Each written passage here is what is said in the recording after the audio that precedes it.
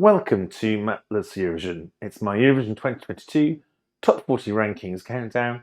Place number 4, it's Ukraine, Kalush Orchestra and Stefania. Please do click the subscribe button, ring that notification bell and like, share and comment below.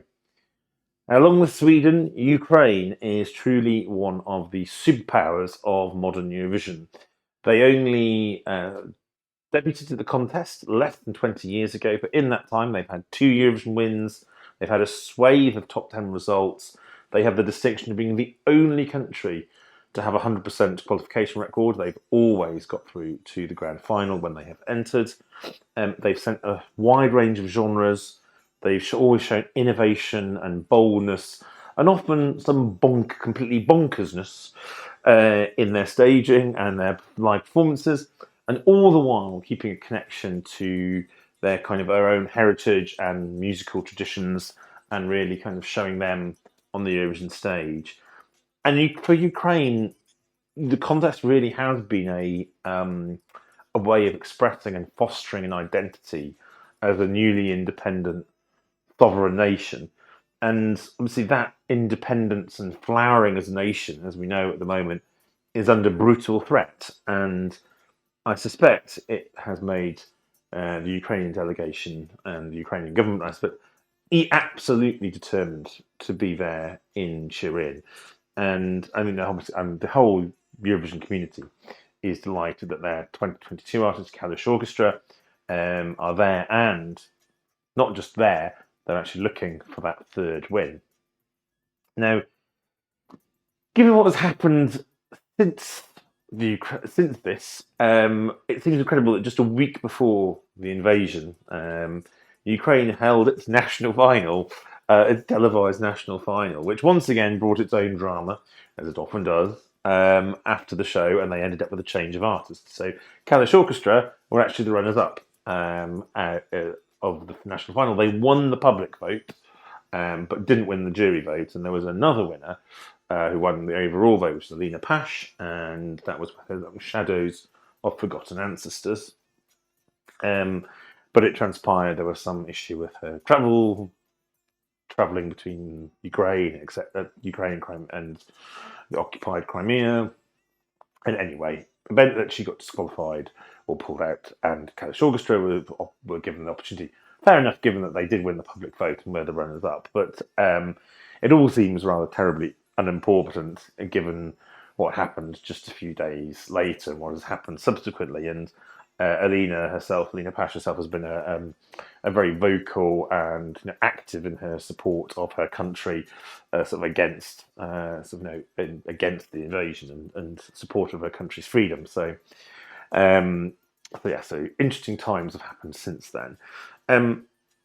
That's a lot of background going on with this. But what of the song itself, Stefania? Well, I want to be very clear that my fourth place here it's not a sympathy vote. And this is another great Ukrainian entry. Actually, so it's the same position as I had Ukraine in last year in the Ukrainian. I had Shum in my fourth place last year. It does that thing of blending modern music with folk instruments and sounds. And the song even contains rap, which is not, it's fair to say, my favourite genre of music. But I think this works really well. And I think actually it really works. When you see it live, the rap really does work quite well with it. And also, I think personally, rapping in Ukrainian, I find more tolerable than rapping in English, for example, in terms of the contest anyway. We have a returning artist as part of Kalush Orchestra. The folk instrumentalist Ihor Didenchik was actually in Goa, and he was on the Eurovision stage last year. Well, he is back as a member of the Kalush Orchestra. Kalush himself is actually the lead singer, rapper. Now, if you watch the yes, he's the chap in the pink hat, Jamiroquai hat. I love the flute and the almost mournful sort of chorus, folk-sounding chorus, and there's an underbeat of the sound makes it's a very 1990s. I don't know, sort of house or dance pop sound, underpins it as well. There's a lot of elements that come together that I really like. And that, again, that is what Ukraine often does with its entries.